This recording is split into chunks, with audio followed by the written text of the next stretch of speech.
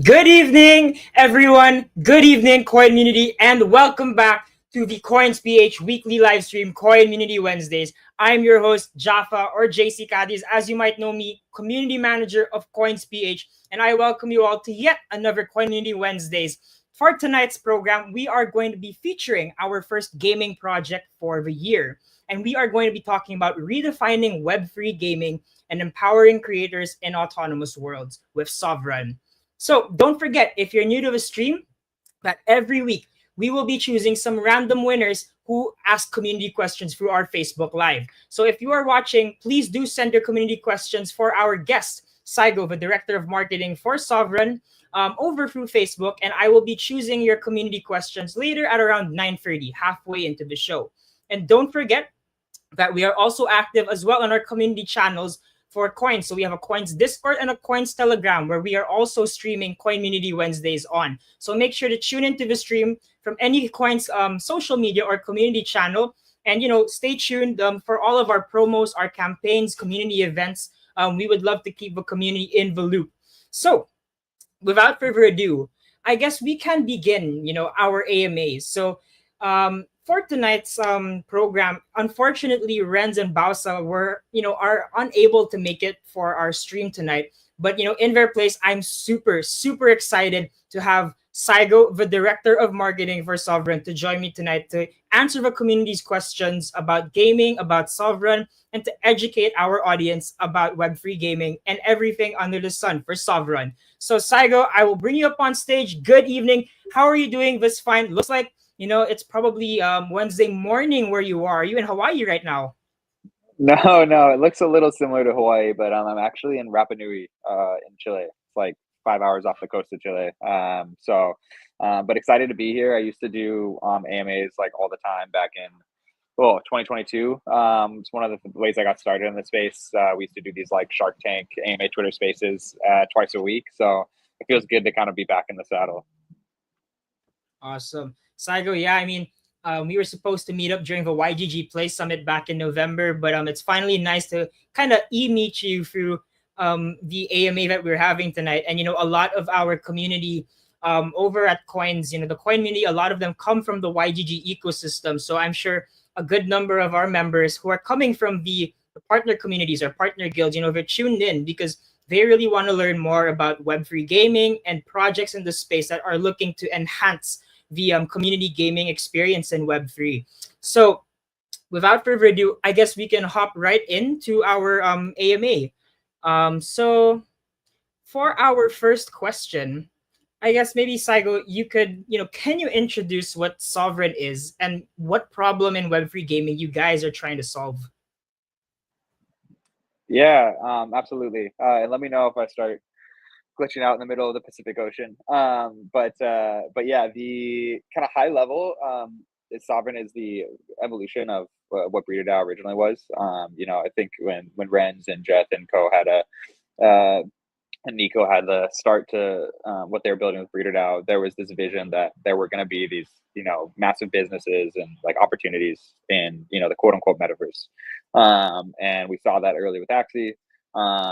People wanted to come in and take advantage of kind of like the economic rails and the infrastructure that was being built, and like the new types of businesses that blockchain enabled. And the first kind of like the V1 of that was Axie Infinity. But as time went on and the kind of Web3 gaming, ecosystem evolved, SOVRUN, previously BreederDAO, now SOVRUN had to evolve with it. And so as we've seen over the last couple of years, we've participated in a lot of games. We've partnered with a lot, invested in a lot. And what we saw was that basically the kind of final form of Web3 gaming, or at least the next evolution, was what we call autonomous worlds, which is really the what I'd call like the more on-chain sector of gaming, where the kind of game design and the primitives that are being used are things that are only enabled by having blockchain rails, the transparency that it enables, the security, even being able to allow things like AI agents to come in and interact seamlessly and without issue inside of these ecosystems. And so what we're seeing now is that is we're most excited about both building infrastructure for that next set of games, whether that be the kind of L2 we're building that's helping with scalability, as well as some of the like games that we are ourselves building. So we're working on a fully on-chain game, Chain Tactics, right now. It's a turn-based kind of traditional RPG style game, and then we're also helping kind of other ecosystems and games scale within Web3 gaming, like Pirate Nation, eFrontier, where we're building kind of those OG businesses on top of their infrastructure and Rails. So we kind of do a lot of stuff, but at the end of the day, it's like both through infrastructure and through building product, we're helping Web3 gaming scale, evolve, and progress. Awesome. Yeah, you did mention Rails. I love that word because when you have Rails, you have access. And I think for a lot of Filipino gamers, the blockchain enables access, from playing games and earning, and that also enables them, Rails towards a global economy and towards unlocking opportunities. So yeah, thank you so much, Saigo, for your input. So I guess maybe you can also give a community a bit more of a rundown, because maybe if people are OGs and they've come from the last cycle, they're familiar with the name BreederDAO, right? So I guess what led to the decision to rebrand from BreederDAO to now SOVRUN, and like what does the new name represent?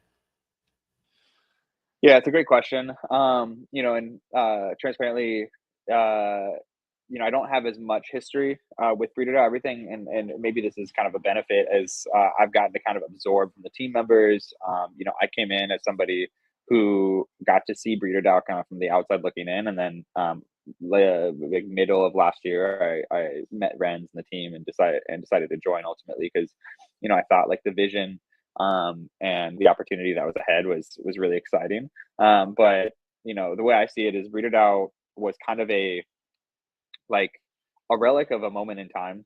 So that OG vision, like we talked about just now, of building businesses and kind of the metaverse and kind of building these new opportunities, that got kind of captured by this name BreederDAO, right? We started as the breeders of the metaverse, the OG kind of like factory of the metaverse, where we were in Axie, breeding Axies. We started to extend that out to call it like photo finish and some of these other games where asset kind of generation was the main focus. However, like our vision was always bigger than just breeding assets, right? It was kind of like whatever shape those businesses were going to take, or whichever way we saw the direction kind of headed, that was always going to be where we wanted to build.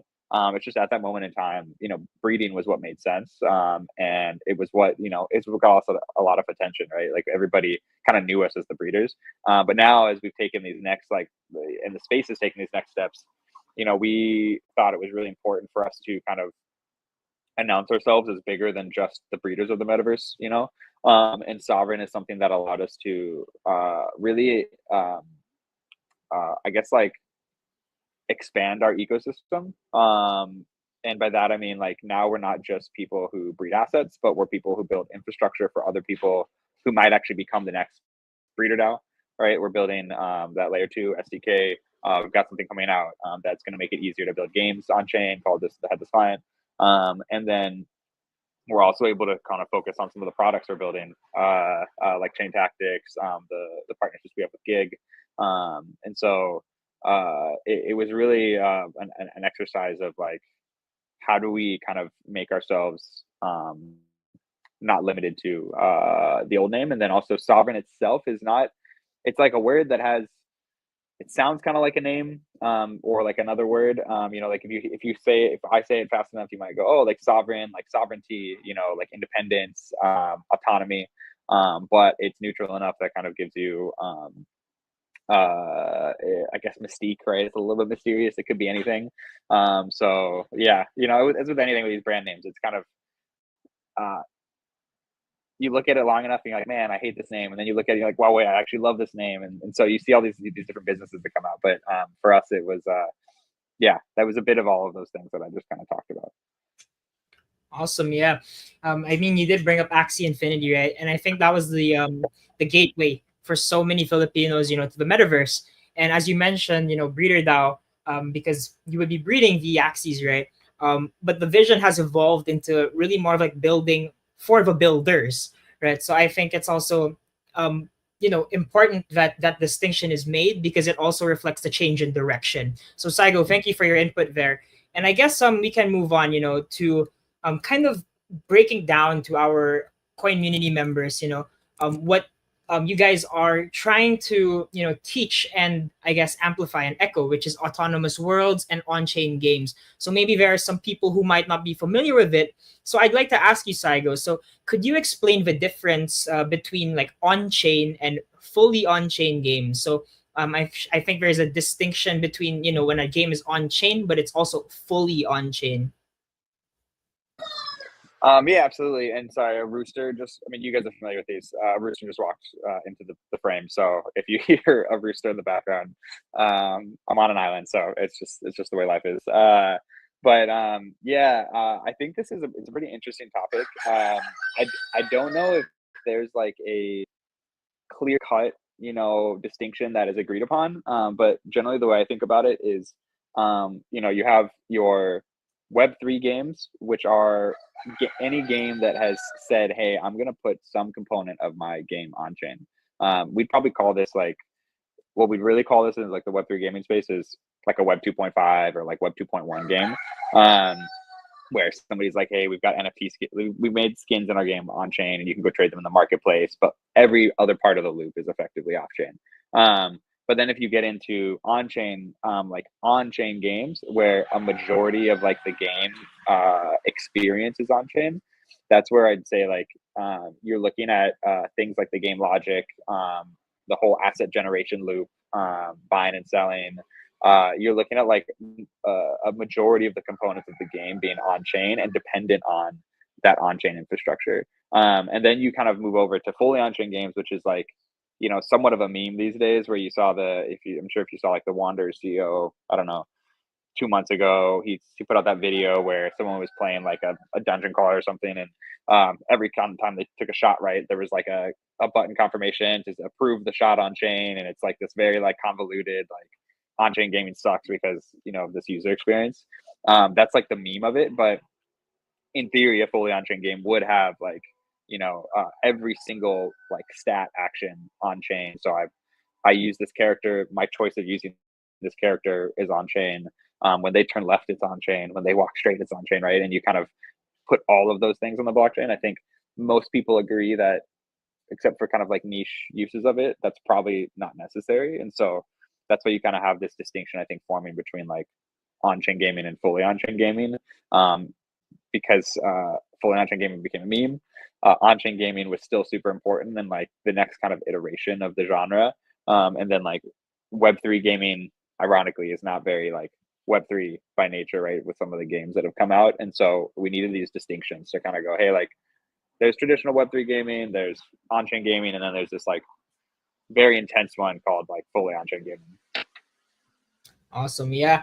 And I guess that distinction is also important to make, because I think if someone is new to the gaming scene, they need to know the differences, because, yeah, as you mentioned, that can have an implication on more like niche cases. So I think for beginners, the distinction and knowing the distinction is just as important. So yeah, thanks for your input there. And I guess we can move on. So we've broken down a bit more of on-chain games, fully on-chain games. So I guess I'd like to ask you, Saigo, on behalf of the team. So what are autonomous worlds? Could you explain what autonomous worlds are and how you are building around this concept? So this is, like the thesis of Sovereign at the moment, I guess I would think as well. So maybe you could break it down to the audience, like what autonomous worlds are.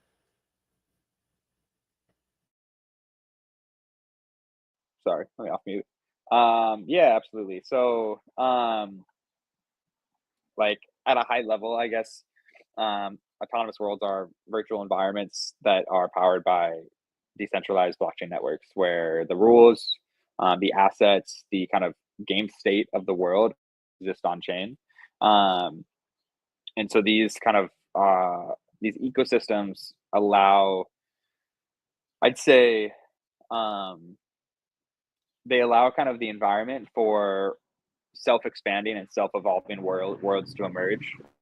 So you're no longer limited to how fast can a developer make content, or when's the next patch going to come, when's the next season or whatever. when's that all going to come? It's this environment that has created kind of the rules and rails for it to expand within its own power, within its own like user base. It gives power to users to generate content. It gives powers for users to generate like new gameplay inside of those worlds. And so like at a high level, it's really just like as its name says, it's a world that's kind of its own living, breathing thing. It's an autonomous world that will, after you create that like that seed for it. I'm gonna use we'll see if I get any flack for using this analogy, but it's almost like you have a baby and you're like, wow, I have all my own hopes and dreams for how this baby's going to like grow up, right? And you have to nurture it, you have to help get it started, right? And then at some point that like baby's gonna go off and like create its own stuff, do its own thing. It's gonna, you're gonna tell it to do stuff and it's not gonna want to do it, right?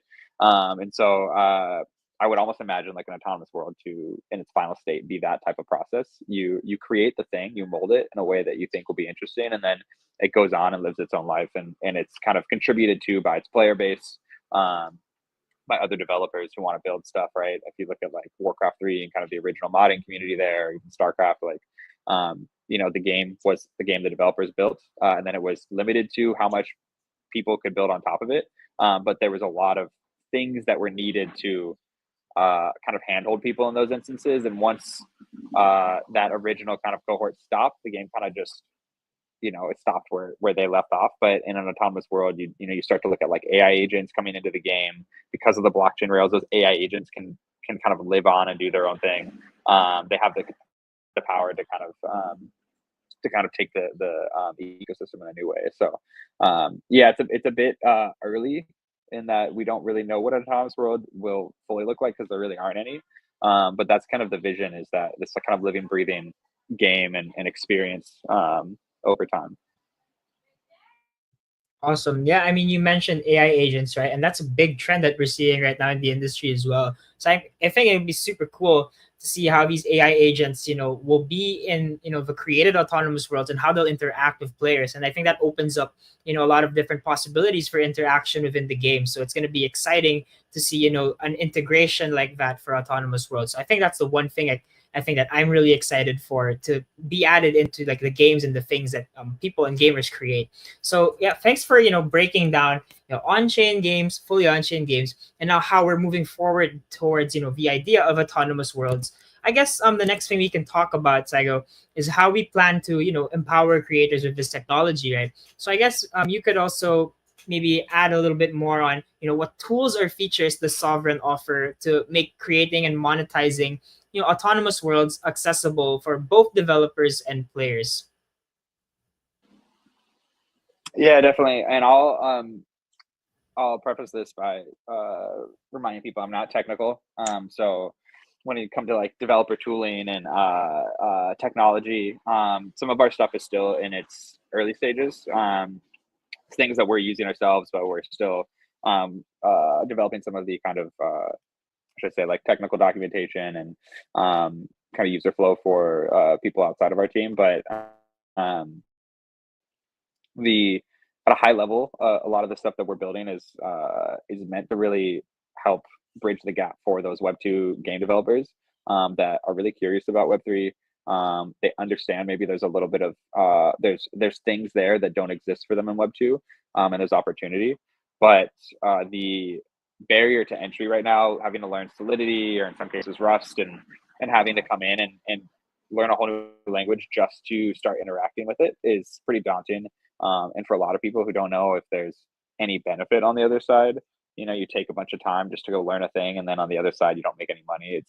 It can be a hard thing, especially for people who have jobs and have to live a life. And so we're trying to bring that barrier to entry down significantly, so that it's a lot easier for someone with game dev experience to come in and just interact with blockchain as they're building out an ecosystem, and in most cases have that first touch point be modding like an existing game in one of our AWs. So Chain Tactics would be a great example.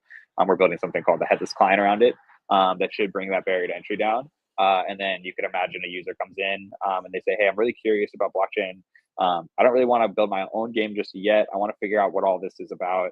and we say, hey, chain tactics is a great proof of concept. It's got all the pieces right there. We have this tool that you can go use to interact with it, build a new experience, build something different on top of it, and they can start to familiarize themselves with blockchain in that way.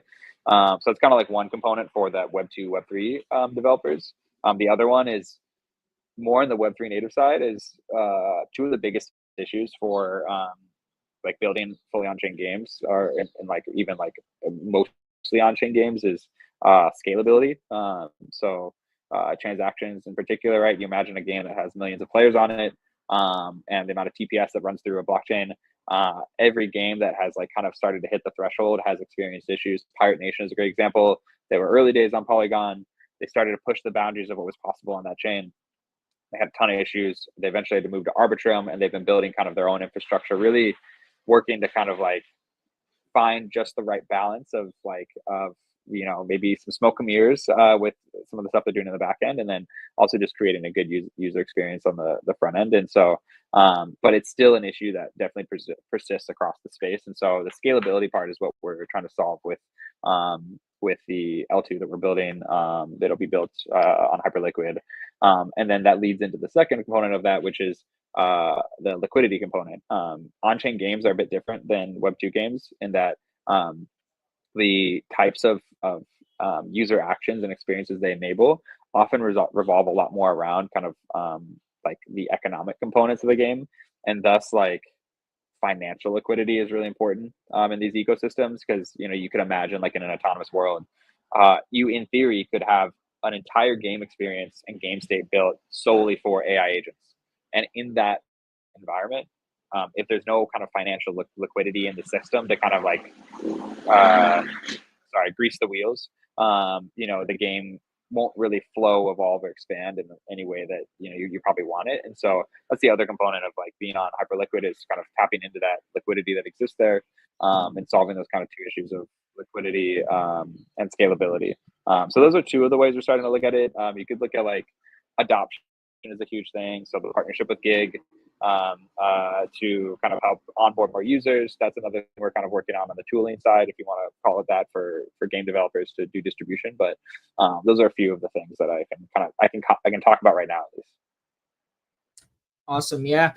You did mention, I guess, liquidity is super important. So yeah, I'm pretty interested to see, like how the technical side and the financial side also links up, because I love seeing how everything kind of gets put together because it's an on-chain game.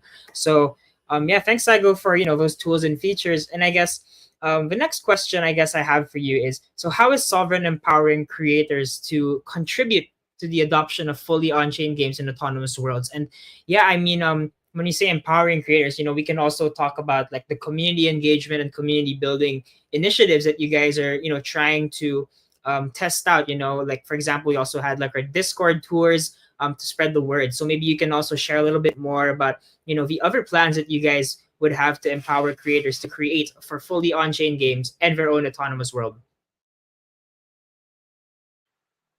Yeah, the kind of empowerment of creators is something I don't know if I can say that we're passionate about, but it's something I think is super important. I used to work at Shrapnel before this, one of the kind of more anticipated AAA, if you want to call it AAA Web3 games out there. And one of the focuses we had when I was there was really like, how do we give creators space to go do what they do best, which is create. And I found like the best creators, the most passionate ones, generally don't want to be given a script. They don't want to be told what to do. They want to go like, use their skills and just go create. And so, that starts with like early days when tooling is, less readily available, and a lot of your stuff is in kind of more of like an alpha state. That starts by just giving access. So, we're doing play tests for our chain tactics game with a few creators to just get them exposure early. And then kind of lay the groundwork for when the tooling becomes more broadly available. It should enable, creators, and I mean like any creators, right? There's creators that you might put up creator programs for, where there's bounties that they can go create content around. But then you also have creators that are just drawn into the possibilities by the ecosystem. So there should be within our autonomous worlds that we help support the growth of. There should be enough opportunity that will warrant creators to want to come in and build for themselves, because they want to see, hey, like, can I do a stream today about this kind of new novel gameplay that I want to build on top of Chain Tactics, and maybe that'll go viral and people want to play it, or I can set up a new game type that requires entry fees. It really kind of, I'd say AW just is like another like what tool and like the tool belt for creators to go use, whether that's a creator that has a massive following and is just like, you know, is more of an influencer, or that's just a creator that was like, hey, say very passionate about building mods and Warcraft, and you know, lives deep in the modding forums, and you know, they're just interested for a new challenge or something new to try out. Yeah, I mean, but there's a kind of like the tooling element that we'll be building, and then there's how are we ourselves going to put up, you know, creative programs and stuff. And I'd say it's always, you know, how do we give as much space as possible to creators to go do what they do best. Awesome. Yeah. So gonna be exciting to see, I guess, you know, how creators are further empowered, and how we can also tap, you know, like partner guilds to you know, get everyone in also on you know, the mission of creating for autonomous worlds and people to become creators themselves. So I guess this last question, you know, would probably be for our community members as well, right? Because I think so a lot of the team members are also from the Philippines, right? And a lot of our coins.ph viewers, you know, are you know, Filipino as well. So Saigo, maybe you can, you know, probably share a little bit about like maybe your teammates' visions as well. So maybe what opportunities do you see for Filipinos? But I guess not just Filipinos, right? But for you know, the global gamer, and for people who want to get involved with autonomous worlds and building for on-chain games. You know, what opportunities do you see for them to innovate and succeed in Sovereign's ecosystem? And how can community members and other community members get involved as well? Yeah, absolutely. I mean, honestly, the kind of, there's obviously the kind of local element, which is the Filipinos, because you know, our company was founded, all the founders are Filipinos, and there's obviously a really strong connection we feel to that region to help, you know, as we get success and we you know, become successful, to bring, you know, the Philippines with us, and vice versa. Um, so that's a super important mission to us, and it was one of the things that was actually appealing to me coming in. My wife's half Filipino, and so I never actually gotten to like connect with that side. Never got to go to kind of the Philippines before. So I think the cool thing about this is that blockchain is, you know, like probably one of the best like equalizing technologies that exists out there. You know, a blockchain dev in the Philippines versus a blockchain dev in the US, like they hold the same value. A contributor to an ecosystem holds the same value. And so, you know, you're usually in this space judged for the merit of what you can produce. And so I think like that's one of the biggest things to remember is I think there's a lot of I think a lot of people in this space in particular experience you know, imposter syndrome, this idea that like just because maybe I'm in the Philippines and you know, John is in the US, like they're better at like making games or modding games or whatever it might be. But the reality is like there's no difference, right? Other than maybe like they have had a different childhood. But you know, you both speak English in most cases. We both have the same access to technology. And in many cases, I think like I found like if you have determination and drive, that everything's available online now. Opportunities available. And so if you're even remotely interested in building things, or kind of having a career in the space, all you have to do is continue to show up, ask for opportunity. When given opportunity, act on it, and then more opportunities will come.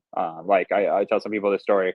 My very first time working in the space was I was working in education before, kind of helping do a lot of program coordination, and I worked with a lot of different professors and entrepreneurs and whatnot. But I was drawn into the space because I was very curious about it. I thought there was a lot of opportunity there, but I didn't really have like a clear path to go get involved. And just by participating on Twitter, I actually found that I ended up connecting with this guy literally because I retweeted something he said on Twitter. I was like, this guy's speaking the truth. I like what he's saying. He DM'd me and said, "Hey man, like I really appreciate you saying that. You know, it's glad to connect. Would love to share what we're building sometime." I made time for him. We got on a call, and then like one thing led to another, and within like a month, I was helping them with their go to market for launching their project. You know, I wasn't making tons of money, but opportunity was given because I took the step to like interact on Twitter. And it was with an account that had like a few hundred followers, right? It wasn't anything crazy. And so like opportunity like that exists in abundance, and people are looking for hungry, willing, motivated people in this space. And so like, I mean, in general, what I'd say is like that is an opportunity that will exist everywhere. We will have opportunities within our ecosystem for people like that, who are hungry like that, to come in and kind of channel that energy into some of the things we're building, whether it's creator programs or whatnot. Like those will be focused on, you know, maybe there'll be a couple people who are saying, hey, let's go get like the big amplifying, like, you know, big influencer to go tweet about it. Sure. But let's also go incentivize people who are your everyday gamers to go create content, go help tell people about the stuff that we're building, and you know, help kind of champion the tools that are available there. And I think those will kind of be kind of net positive for both sides. So kind of a rambling answer, but I think that's my biggest message is like, just go start doing stuff, and like opportunity will come, whether it's in our ecosystem or others. Like, you know, don't feel limited. Awesome. I love that. You know, just get started. And when you get started, you get the ball rolling, you know, opportunities will come. So thank you so much, Saigo, for asking our question or for answering our questions. So I guess we can move on now to the community questions that are coming in from our Facebook Live. So before that, I guess so if you do win a question to our Coinmunity audience in the live stream tonight, don't forget that you will be winning SOVRUN tokens for your questions. Just make sure to open up a ticket in our Discord with a proof of your question being chosen, and we will send SOVRUN tokens straight to your coins.ph wallet. So let's move on to our first community question. So this one comes from Junli Tejares on Facebook. So they ask, so does SOVRUN plan to support content creators in the Web3 scene and of course include them in their ecosystem? Yeah, absolutely. That's something we've been talking about. We've brought on a couple of advisors recently. You know, I've seen like Ghost, more recently been working with Basa, obviously. He wasn't able to make it, unfortunately. Yellow Panther. So we've got a few people. You know, I'm very connected more on like the Western kind of content creator scene. So Peyton from WolvesDAO, the whole WolvesDAO community I'm a part of. And that's something I talked to them, I think since I joined SOVRUN, I've probably had 50 to 100 calls with different creators, and just really trying to get a sense for what people want and what, you know, what they feel like they need in creative programs and whatnot. So it's something we're actively kind of looking at. We're not quite at the stage where it makes sense to roll out like a mass scale creator program, but we will, you know, be looking in the future to be putting out things like, you know, creator bounties, you know, maybe bringing on people for creator campaigns, you know, call it like stuff we did at, you know, Shrapnels, and we did a tournament, right? We say, hey, like, we're going to put up a prize pool for the tournament. And then there's going to be like top 50 people on the leaderboard, right? Get some sort of comp. And so there's going to be things like that where we're going to start to think about unique ways for creators to feel empowered to get involved, and not just like some of these games where they're like, hey, I'll throw you like $1, come make like 100, you know, like 100 videos for me. And I know there's like that kind of that tension right now that exists sometimes between games and creators, but yeah, we'll be definitely thinking about other ways to bring people in. And I'd say like, if you're interested at all right now, just writing threads, making content about ecosystems like ours on your own is a good way to also start to just get noticed. You know, we've had a couple people do that, and I was like, wow, I didn't even know you were paying attention to us like that. I appreciate it. And it's a good way to start a conversation and then figure out kind of longer term engagement. So there's more to come for sure. Awesome. Yeah, I mean, I love seeing content creators, you know, showcase not just what they make, but also showcase to their community the things that they build. So Junli, thank you for your question on content creators, you know, for the Web3 scene and for creating content for SOVRUN. So I guess our next question comes from so Chris Edgren, right? So how does your leadership, Saigo, at SOVRUN reflect your personal passion for decentralization and empowering creators? Because, you know, that's what Web3 is all about. So it's a good questions. Let's see, like, I would say, you know, decentralization is an interesting question. I think my passion for decentralization in particular has evolved over time. I've been in the space since around 2017. I kind of came in at the first, not the first, but one of the first kind of like more retail waves of crypto investing in 2017 when Bitcoin kind of ran up to 20K, and then kind of things followed suit after that. But I think I've started to appreciate the trade-offs more of decentralization and centralization. You know, I think it's not as binary or like hot and cold as it used to be. And so like understanding in a more nuanced way, like how decentralization is important in some of these things, like and where it can kind of be sacrificed. In particular for like empowering creators. It's something that I've been super passionate about, especially as having like a lot of friends that are creators. I hear a lot of the how should I say, like dissatisfaction. You know, I have a lot of good friends who are very well known content creators, and I'll, you know, sometimes I'll be with them in person, and they'll like have an audible reaction to a message they just got from somebody or something that happened, and they'll be like, "Ugh, like games are so stupid. I don't know why they do this," right? And so I'm very like acutely aware of that because of having those experiences, and so um, it's really impacted my desire to create things that creators want to get involved with. And so I'd say that's kind of how that's evolved. Awesome. Yeah. So I guess to move on from that, the question about leadership, I guess I would also like to take this question from, our Facebook Live as well. So they ask, so Hans Cruz asks, so are there plans to expand the scope of Sovereign to include new markets or verticals?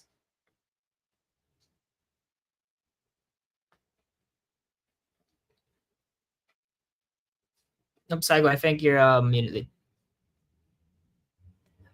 Thank you. Trying to cut off the chickens in the background. Yeah, I would say we're depending on how much you knew about kind of Sovereign and BreederDAO before.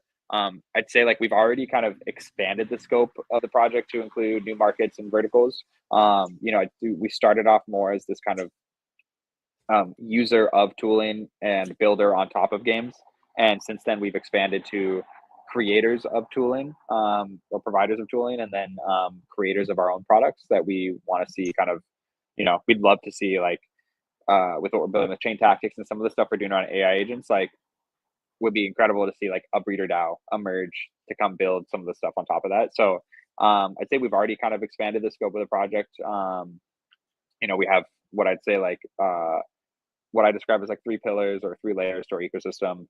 Our Genesis team is more of our traditional business, which was what everyone was familiar with. It was kind of the value creation engine of Sovereign.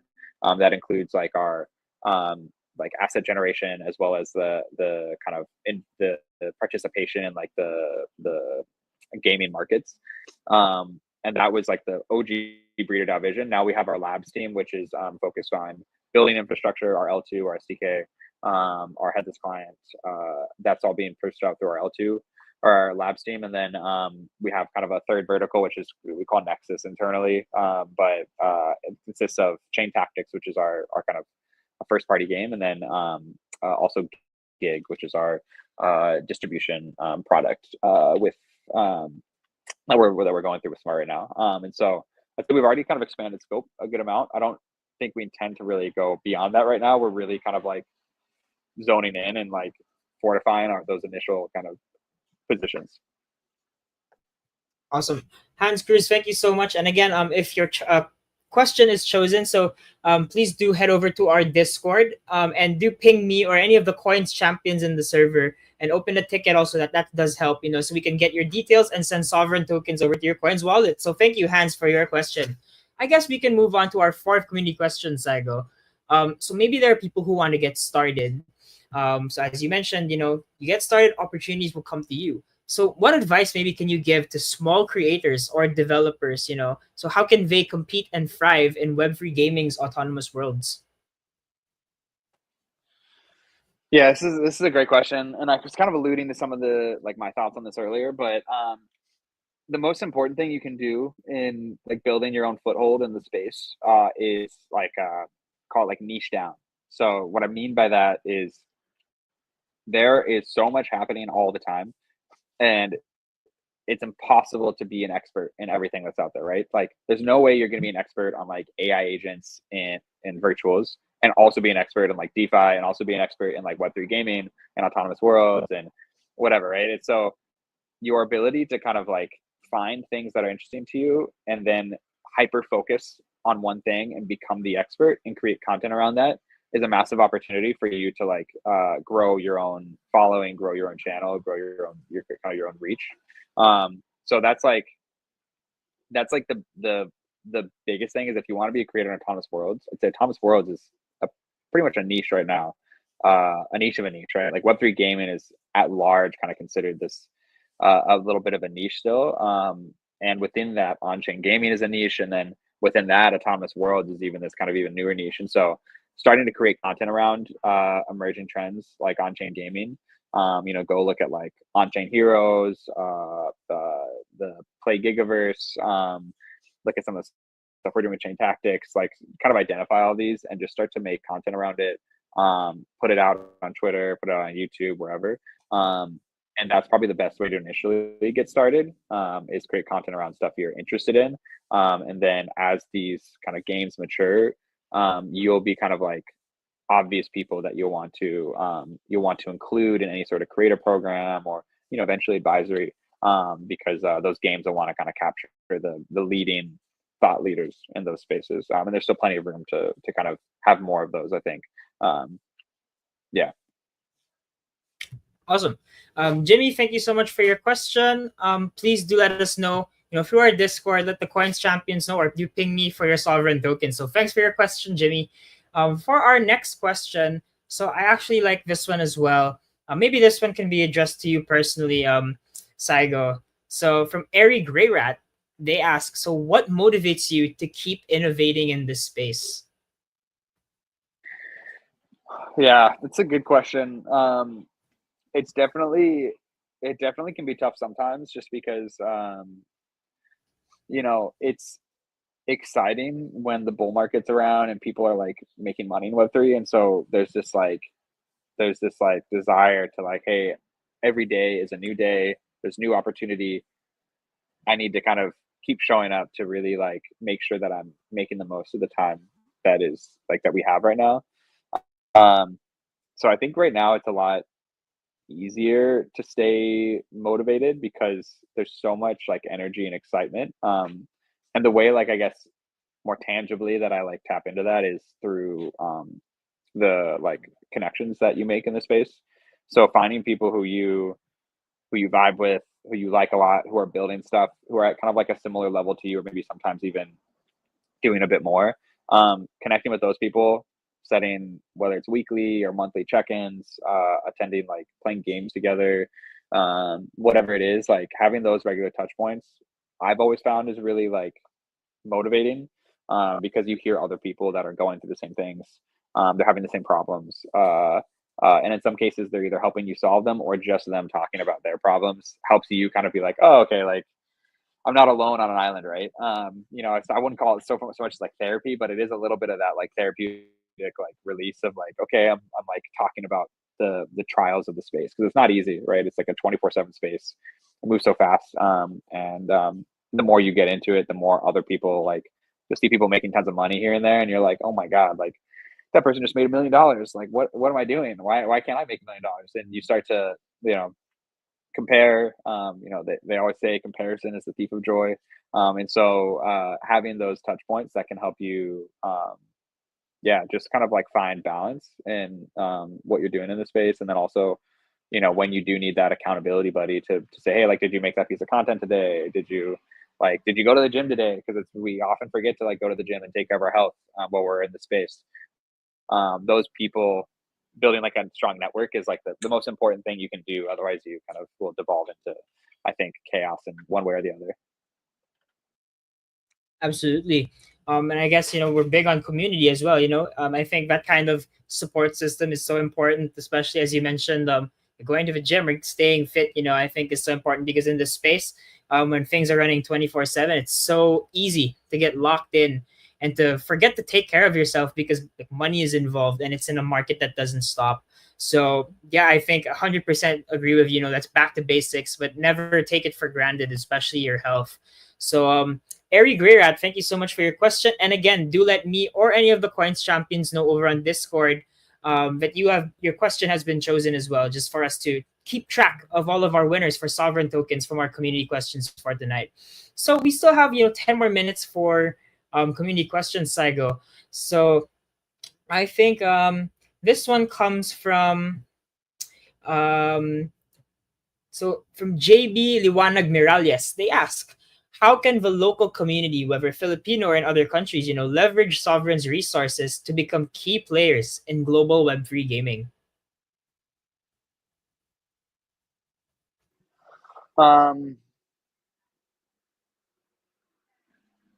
Let's see. It's a good question. One is, I mean, this is like, it's probably not gonna be the most helpful answer, but like, is to just like keep making like content or keep playing, right? So if your goal is to be like the number one like player, or the make a ton of money off of it, then like just keep doing it. Maybe document what you're doing. If you want to become a creator, kind of depends on how you define key player. But it really, in general, it's like be early to trends, and again, it's kind of like that same advice of like niche down. For Thomas Worlds, for example, be early to some of these games that are saying to be like these Thomas Worlds leader. Get in early, ask for early playtests, create content around it, and be kind of like undeniable is really the only way to put it. If you're creating content and helping progress those ecosystems, other people are going to see your content, and they're going to start to look to you to ask questions, to invite to spaces, to participate in playtests, maybe to create content for their ecosystem. So that's kind of the key part. And then I'd say like the other part I didn't really say earlier though is like, in addition to niching down, like you have to go put yourself out there. Posting YouTube videos, like, or just like videos on Twitter, people aren't going to see it, like, I mean, some people might see it, but a lot of people I think make the mistake of they create pieces of content and they put it out there and they're like, oh man, no one like likes my content or no one's seeing it. Like what's wrong? But like in this space, as with gaming, as with anything, like distribution is key. And so especially if you're someone who's trying to build like a following on Twitter or X or whatever you want to call it, it's one of the hardest platforms to grow on. It's so incredibly hard. Like, I mean, I wouldn't call myself a content creator. I have probably like 6,000 followers on Twitter, but like that's a culmination of me like just networking for 3 or 4 years. So if you were actively like going at it, you're replying to people, you're sharing insights. The more you reach out to people, the more they'll start to look at what you're doing. They'll like respect your opinion. They'll click through to your profile. They'll go, oh, this guy just made a video about like chain tactics. That's super cool. I wonder what that is. Wow, this is really high quality content. I'm gonna follow him or her, and I'll come back to it. And now they'll be on my timeline. And so like through those replies, I think some people say like you should be replying like 100 times a day when you're early, just to start to like grow your account. Like that's one of the best ways to start to like get out of that initial bubble that you exist in as a new account or a smaller account, and then continue to grow. But yeah, reaching out, asking for feedback, reach out to some of the better creators and say, hey, like, you have a big following. I know you might not have time, but I just created this video, would love your feedback, no obligations. And sometimes creators really like to see someone reach out to them and just like ask for help or advice. So yeah, I would say that's one thing you could do for our ecosystem is like using whether it's like our game as we start to roll it out there, or even our community. We're going to be doing game nights weekly. Rain and Adrian on our community team, they've been hosting game nights. So showing up to those and connecting with our team, getting connected to us and starting to make content around what we're doing. We can help be those initial, like, how should I say, like, we can be that like rocket ship to an extent that you can like grab onto and use to like get out of that like cold start. Sometimes it's easier to do that with a community where you become like a key player and get amplified by the account, and get recognized for what you're doing. So outside of that initial, like, just put yourself out there, like, then also you can come into our community and start to put yourself out there with us, and we'll definitely amplify content. If you create something cool or interesting, like, we're definitely gonna try to support it. Awesome. Always bullish on, small communities coming together, forming larger ones. And I guess to our community members, do check out, Sovereign's Discord. I think that the team members have also been, inviting some of our partner guilds to join your Discord as well. And I hope that, our own community members can also join the Discord and, your other channels as well to stay tuned for, the events and the initiatives that the Sovereign team will have. So I hope that, since our community, a lot of them are gamers, would also be able to connect with, like-minded people and their fellow gamers from across the world. So JB Morales, thank you for your question. We're always bullish on community, so please do let us know that you've won the community question for the night via Discord. So we'll see you there. I guess we have time for me like one last question, Saigo. So yeah, I think let me just browse through the questions a bit right now. But I guess, while I'm doing that, maybe Saigo, you can tell the community, what are you most excited for this 2025? I mean, Web3 gaming, I guess, is kind of the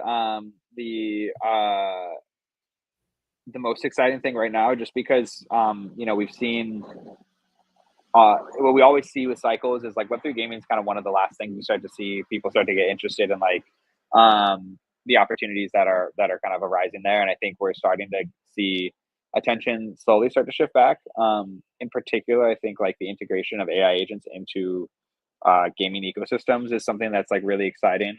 It was cool to see stuff like AI XBT and whatnot pop up on Twitter around like the more like investment, like trading side. But I think where it starts to get really interesting is more on like the AI agent integration side. You've got like one of the games I'm really excited about is Parallel Colony. They are Parallel is kind of like I guess AI powered game where you can kind of interact with like almost like a Sims like environment, and you can give inputs to your AI agent, and they go do things and come back. We'll be facilitating some stuff like that in some of the AWs we're working on, but that type of experience is like super interesting to me, and I think going to be a fun thing. A lot of cool content's gonna be created around it. Awesome.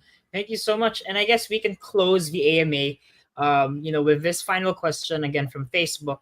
So Mark Jason Malikdem, they ask, so, how will Sovereign foster collaborations, between Filipino creators and international partners to expand their reach and impact on a global scale? And I guess we can think about this question, how will Sovereign also empower, creators from their local context to creators from, international contexts? Because I think that's one of the beauties of Web3 is that you have cross-cultural collaboration, right? So I guess to answer maybe Mark's question, so how does Sovereign want to foster, like, can focus on the Filipino context for our viewers here as well?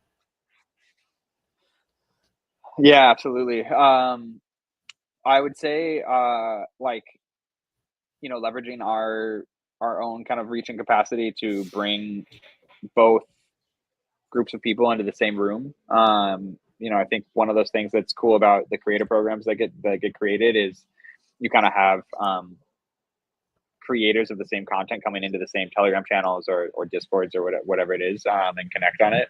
I think like that'll certainly be an important component of what we're gonna do.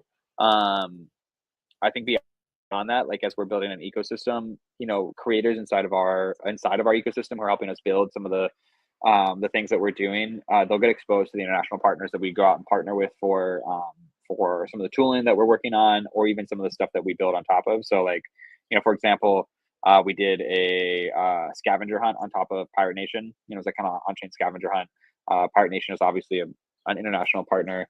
And if we had a creator inside of our ecosystem that created content around that, we're able through our relationship as well to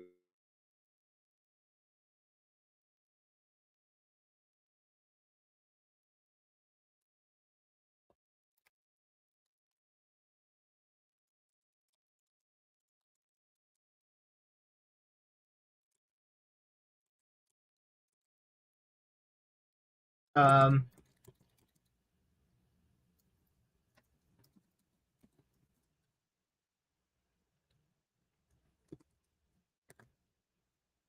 I'm not sure if Saigo. Yeah, well, I think Saigo, you might have lost connection for a bit there, but yeah, maybe just to conclude.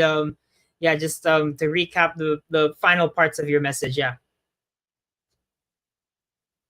Yeah, I was just saying there'll be a lot of opportunities with the partners that we partner with. So be a creator in our space as we go out and partner with other partners, build on top of them, build new experiences. We'll be looking to kind of the creators in our ecosystem to create content, and we'll push that to our partners, get amplification and support from all of those. So it's kind of like a rising tide lifts all boats situation, and that's kind of how I'm doing it.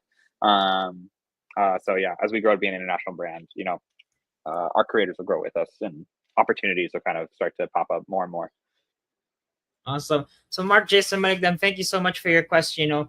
Yeah, as a community manager, I think that's the one thing I'm super excited about, is to see how communities can cross-pollinate, and to see that community of gamers and creators interact with each other and create new and beautiful things, especially in gaming and in autonomous worlds. I think that's the most exciting thing for me as a community leader. And I think that a lot of the community members, this opens up a lot of opportunities as well, for those who want to get involved, to learn more, to interact more, and as you mentioned, expose themselves to more opportunities. So I guess Saigo, before we go, maybe you can just do one last closing remarks for the community. Where can the COINMUNITY find you on social media? You feel free to plug your social media as well as SOVRUN social medias, and funnel them in, invite them in to your community channels as well. Yeah, absolutely. Thanks for having us. It's just super fun. I haven't really been on kind of Twitter Spaces or AMAs or stuff like this in a while, so this has been really fun for me. So you can find me on Twitter at Saigo SAIGO_B. I post about Web3 gaming stuff, sometimes some more degenerate like Web3 stuff, and then our main social channel that you can follow is at SOVRUN Official. I'm sure it'll be linked somewhere. But at SOVRUN Official is where all of our main kind of updates and content will come out of. As we grow, we have an ecosystem account, SOVRUN_eco, that will be the go-to place for some of our more ecosystem-focused content. And then otherwise, like jumping into our Discord, getting connected to our community team, and then joining like our game nights and whatnot. I think the game nights will be a fun place for us to start to highlight some of our own content, as well as like Web3 gaming at large. And then yeah, stay tuned. I think there should be some cool opportunities in person, IRL. We'll be starting to do more like workshops, sharing some of our own insights, inviting some of our network and partners in to give kind of guest talks and whatnot, and create kind of networking opportunities. So if you follow our channels, you'll be able to kind of see when those opportunities pop up and jump in. Awesome. Yeah, so I did plug into our Facebook Live and our social media links, and also to our Discord, your personal Twitter as well, where they can find more updates about the project, and you, as well as SOVRUN's links for their X account. So Saigo, thank you so much, for being able to join us on a whim. Such a great discussion, about how gamers can come together to become creators, and how communities can cross-pollinate, because I think the beauty of Web3 is seeing how these gamers can form communities, and how they can share their ideas in order to co-create autonomous worlds together.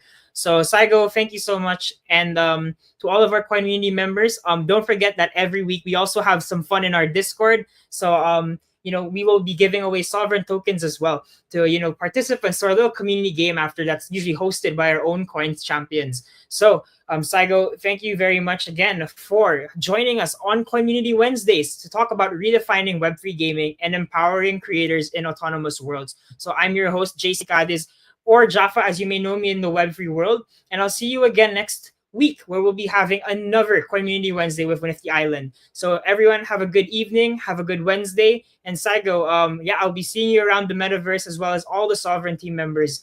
So pleasure to work with you guys. And we'll see you all next week, and we'll see you around the metaverse. Bye, guys. Thanks, guys. Peace.